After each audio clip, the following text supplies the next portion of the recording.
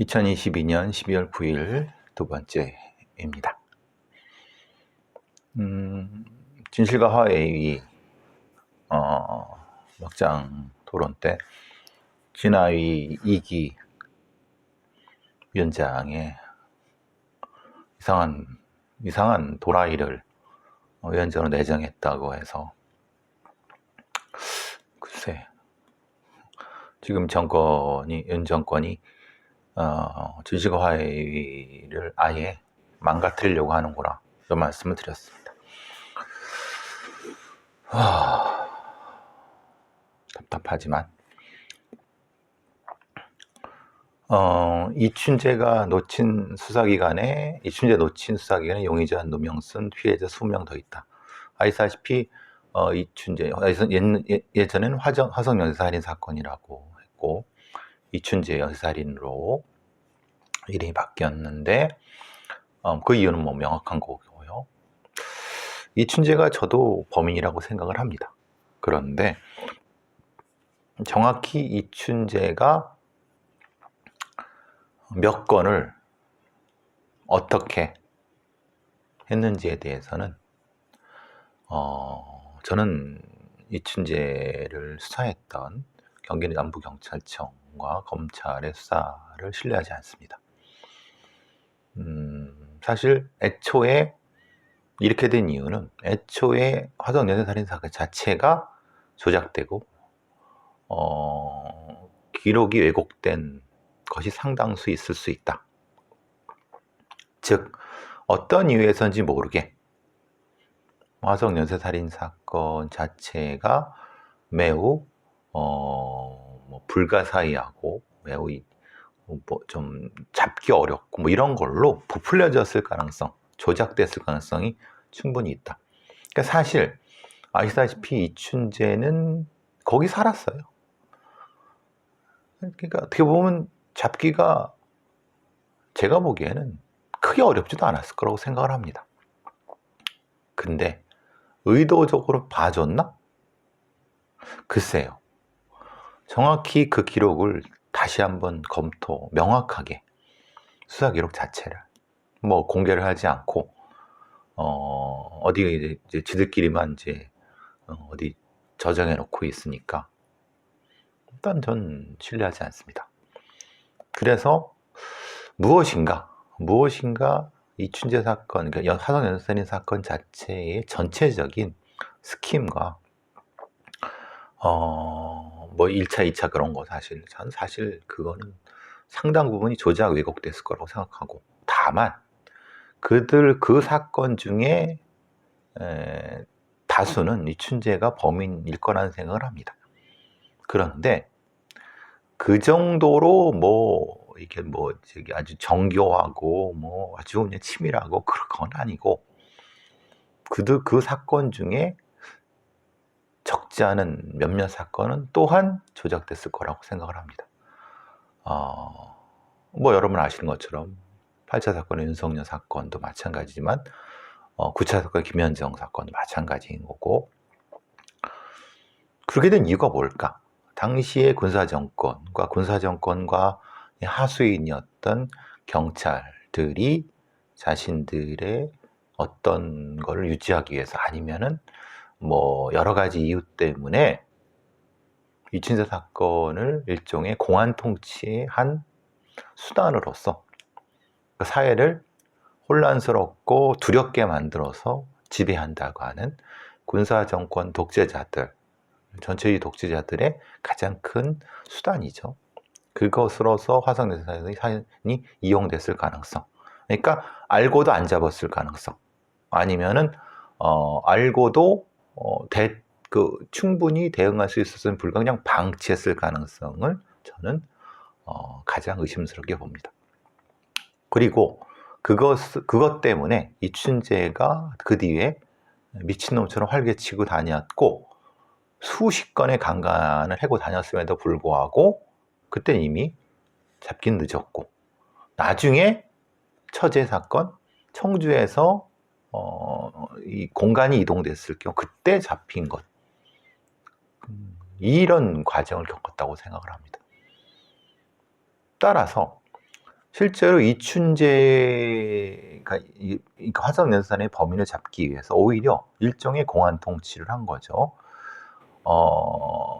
거의 뭐 계엄령 수준으로 무고한 사람들을 범인으로 몰아서, 그리고 윤석열 씨 같은처럼 아예 조작, 국가수도 그 대단하다고 하는 스스로 그냥 허영심 덩어리인 국가수, 지금 국가수, 그 조작 기관, 걔네들도 같이, 경찰 애들도 같이 조작해. 그런 게 그것만 윤석열 씨만 있을까? 저는 그렇다고 생각하지 않습니다. 윤석열 씨 같은 건도 있을 것이다. 이춘재. 그러니까 모른다. 공개하고 객관화하지 않고, 공개해서 객관화하지 않고 분석하지 않는데 지들만 하는데 어떻게 합니까? 지들이 이춘재 범인 맞아? 덮어. 이거 아닙니까? 몇 사람 지가 이춘재가 써준 거 14, 뭐 20, 맞아? 됐어. 끝. 이런 개 같은 짓을 대한민국 경찰들이 그때도 했고 이번에도 했고 또 영원히. 그 이유가 뭘까? 명확한 겁니다. 왜? 지금 보세요. 당시에 수사기관이 고문해서 조작했던 피해자가 진화에 20명이 더 있다고 했습니다. 이것만 있을까요? 그럼 그걸 다 밝혀내게 되면은 결국은 거꾸로 화성연쇄살인의 본질적인 부분이 도대체 뭐야? 라고 갈 수가 있는 거. 저는 그렇게 생각합니다. 그래서 제가 그럼 이따위로 처리한 것에 아주 달콤함을 알았던 경찰과 또 그와 관련된 이 권력기관 애들이 그 뒤에 유영철 사건, 정남규 사건, 강호순 사건, 뭐 그 외에도 여러 연쇄살인 사건이라고 불러지는, 실제로 그런지 어떤지 모르는 건에도 비슷한 짓들을 충분히 했을 것이다. 모른다. 지들이 수사해서 대충 했고, 이게 유영철이 한 거야? 정남규인가? 정남규가 뭘 했는지도 제대로 하지 않은 강호수는 또 뭐 어떻게 잡은 거야? 이게 맞아? 진화위에서 국가의 사감이 명예회복 조처를 권고했지만은 결국은 이때 많은 사람들이 고문 피해를 당하고, 그래서 나타나지 않고 죽고 사라지고, 결국은 수십 명이 있어도 그 공포 때문에 나타나지도 않고 자신이 피해자라는 얘기도 못하고, 이런 이거를 이렇게 하지 않기 위해서는 애초에 이춘재 사건을 기록을 전면적으로 공개해서 전체적으로 다 확인해 볼 수 있는, 그걸 통해야지만이, 그렇게 해야지만이 이렇게 부당하고 위법하고 사악한 권력과 경찰 공권력에 의해서 피해받은 사람들이 알아서 자발적으로 드러나옴. 지금은 이춘재 사건, 화성연쇄 사건이 정확히 어떻게 된 거에 대한 그걸 공개도 안 하고 뭐 객관적으로 하지도 않으니까 모르는 거죠. 그러니까 핵심은 사건을 제대로 수사하고 실제로 그 사건이 맞는지에 대한 정확한 분석과 평가가 있어야지만이 지금 이 진화위에서 한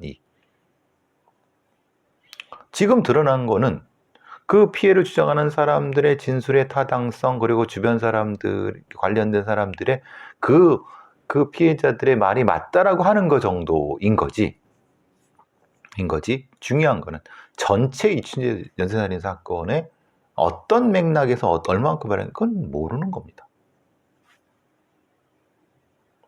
그래서 저는 예전에 주장했지만 연쇄살인에 대한 특별법, 연쇄살인에 대한 기록을 공개하고 객관화해서 부당한 공권력에 의한 피해를 회복할 수 있는 걸 해야 된다. 이 껌껌이 이춘재 사건, 유영철 사건, 정남규 사건, 황공선, 다른 뭐 많은 사건 껌껌이 하는 건 사실은 그 피해자분들이 너무나도, 피해자 혹은 부당한 공권력에 의한, 국가 공권력에 의한 피해자들이 사실은 굉장히 힘든 부분이 있다. 되지도 않는다.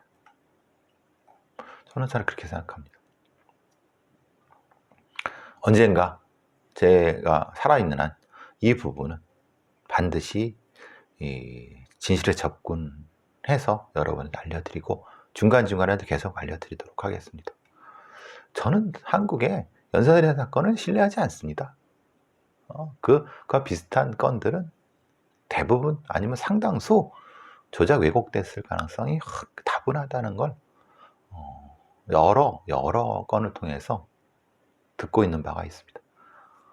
단 명확한 일정 정도의 근거가 있는지에 대한 부분을 찾아서 같이 제시하려고, 논란의 여지를 없애려고 지금 추적 중입니다. 자, 요거는 이제 넘어가시고, 이 스토킹 처벌법 부분에서, 스토킹 처벌하고 이게 구속영장 기각 관련된 부분에서 하나가 있어서, 그러니까 이런 겁니다. 한밤중에 둔기로 처음 본 여성을 묻지마 폭행을 했어요. 이게 지금 황당한 거죠. 그러니까 한밤중에 집으로 향하는 여성을, 제가 전해드린 사건과 유사한 사건이죠. 서울 종로경찰서에서 지난 4일 0시 30분에 종로구 돈이동에 귀가하던 43살의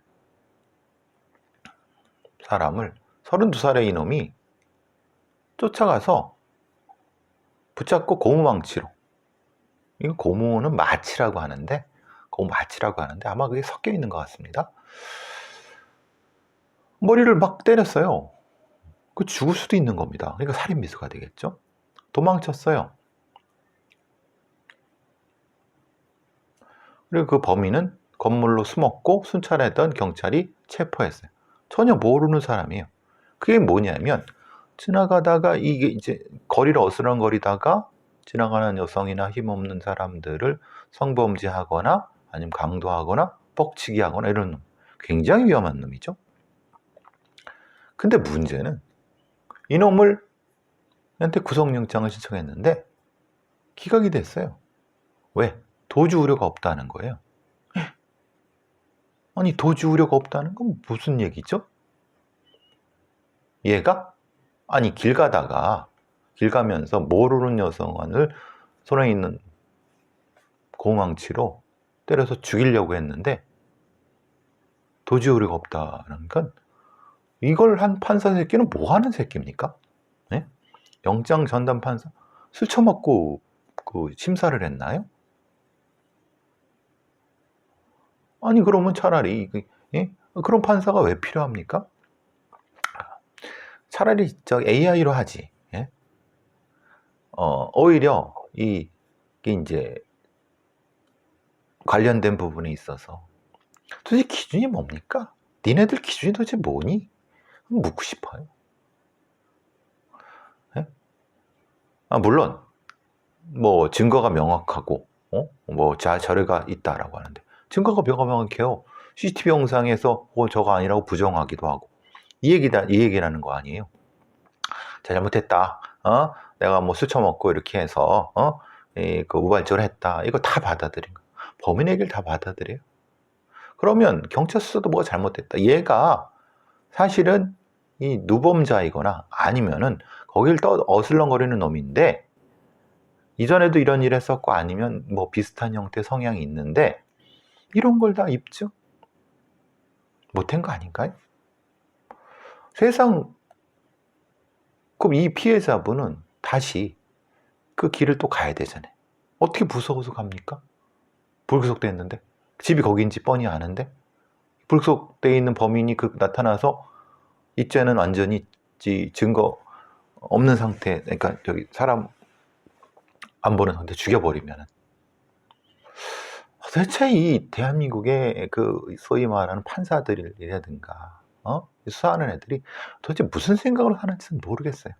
이런 애들은 옷 벗기고 차라리 그냥 변호사로 사세요. 예? 아니면 전 도대체 이건 너무 황당한 거 아닙니까? 뭐라고 말하기에 참 답답하네요.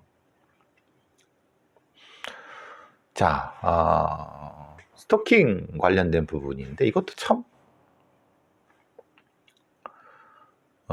피해자를 찾아가서 불을 지른 남성이 있습니다. 접근금지 종료, 스토킹이죠. 종료 후에 이틀 뒤에 피해 여성을 찾아서 몸에다 해갖고 불을 붙였어요. 이게 분실을 한 거죠. 그게 상당히 위험하지 않습니까? 근데 이 스토킹 범인에 대한 평가가 잘못된 것이 아니야. 즉 말하자면 서울도봉경찰서는 스토킹 혐의로 입건돼 수사받던 77살 범인이 61살의 피해자에 가서 휘발유를 뿌리고 불을 붙여서 현주 건축물 방화치상 혐의로 체포했는데 피해자는 다행히 1도 화상밖에 안 됐어요. 근데 여기가 참 애매한 게 이런 얘기를 합니다. 이 한겨레 기사도 그런데 77살의 남성이 연인 관계였던 여성이 운영하던 상점에 갔다고요. 연인 관계가 맞습니까? 그럼 피해자한테 물어봐야 되는 거 아닙니까? 네, 범인은 저 사람을요. 범인은 당신을 연인 관계라고 하는데 당신은 어떻습니까? 이런 경우 대부분 연인 관계가 아니거나 일방적으로 따라다니는 경우가 많습니다. 연인 관계라고 자기가 주장하는 거죠. 아니면 예전에 잠깐 잠깐 만났는데 사귄 건 아니야. 만날 수 있잖아. 그러니까 이게 기자도 참 이 기사를 쓴 기자도 참 주의력이 떨어질 거고 이걸 어디서 얻었을까요?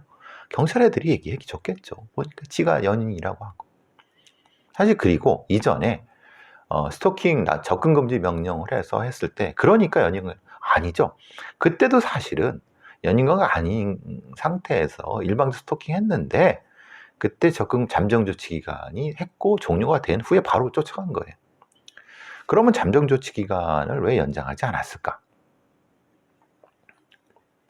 그러니까 잠정조치기간을 지난 7월에 1회 3호 받은 전력이 있어. 또 접근금지, 연락금지 조치를 받았어. 그러니까 이게 무엇인가 위험성이 높다는 걸 알아. 근데 문제는 경찰 애들이 이거를 가해자 위험도 전수조사 평가를 할 때 자기게 그냥 단순한 경험대로 하는 거예요. 그 경험도 사실은 전문적이지도 않죠. 그러니까 스토킹 사건이나 이런 부분에 있어의 전문성이 있는 수사관들의 평가 지표를 지들 마음대로 조작을 하는 거죠. 사실은 이것은 높여줘야 되는데 높여주게 되면 어떻습니까? 해야 될 사람이 너무 많아. 그러니까 일률적으로 낮추는 거죠. 그러니까 모니터링 할 때 피해자를 찾아오지 않고 물리적 폭력이 없어서 위험성이 적다고 판단은 생각해보면은 물리적으로 지금 계속 찾아가지 않는다고 위험성이 낮다고 볼 수 있습니까? 왜?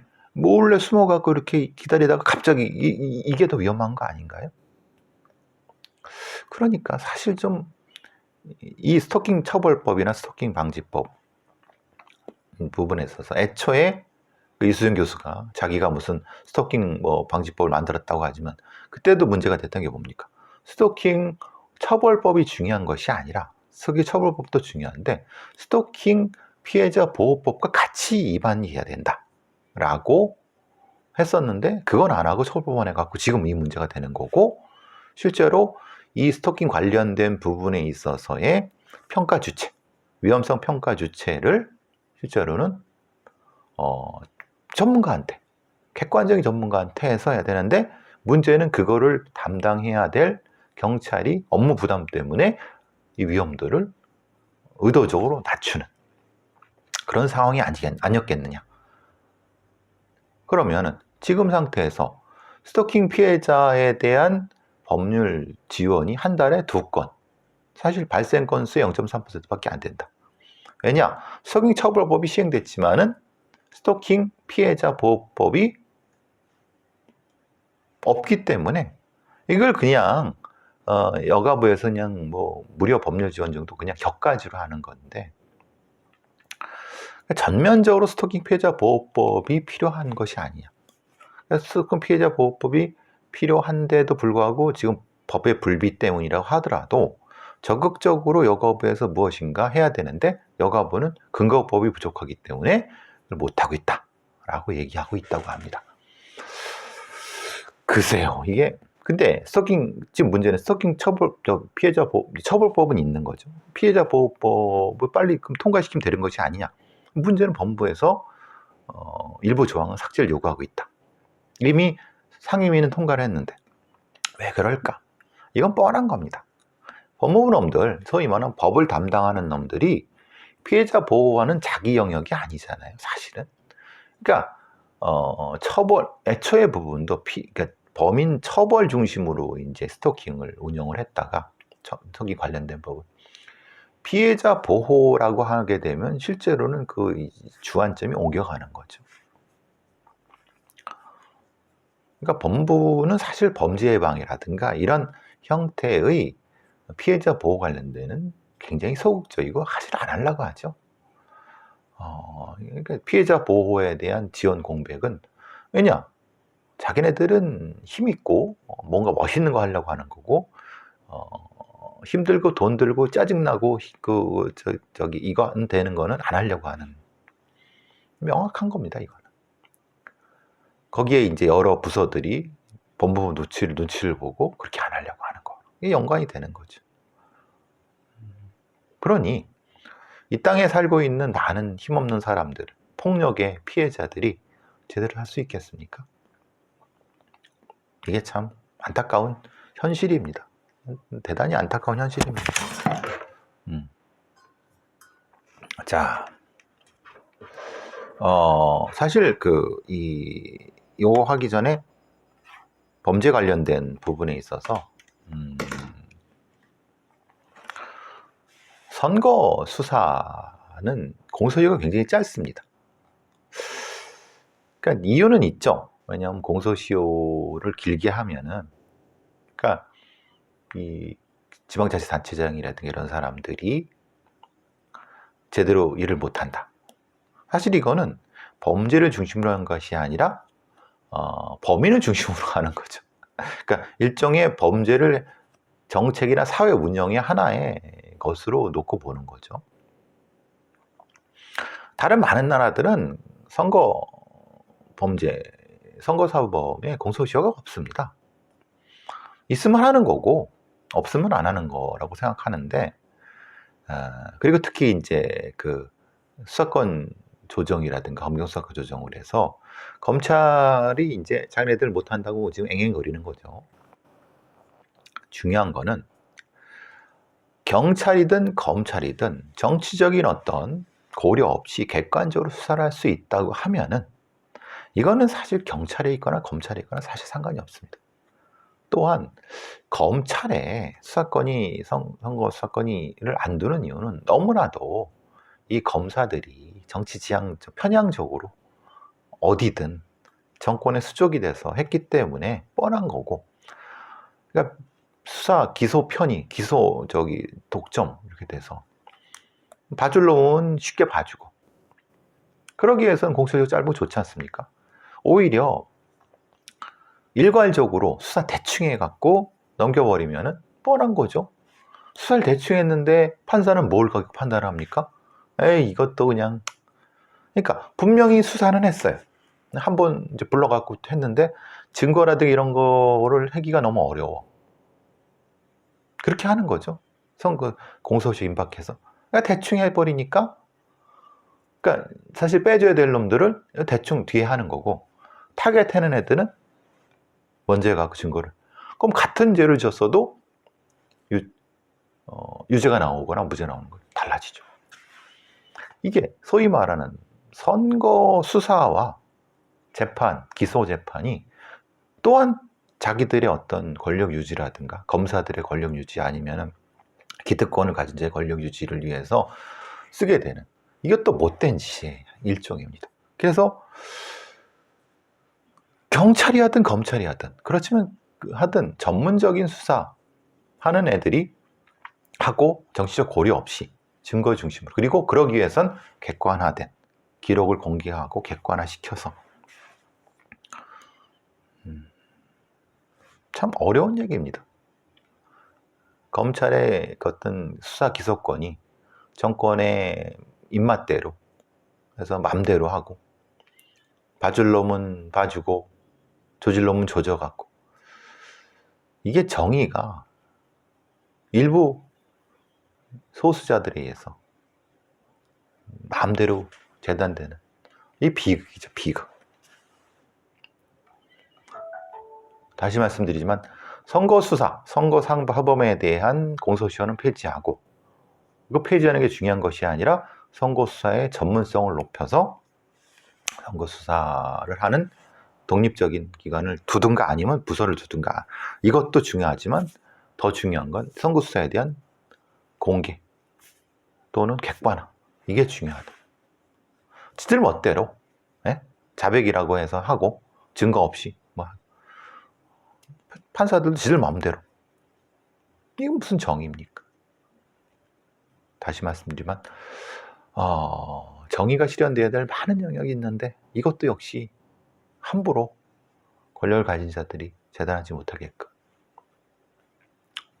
정의는 실현되어야 된다. 자, 두 번째도 여기서 마무리하겠습니다.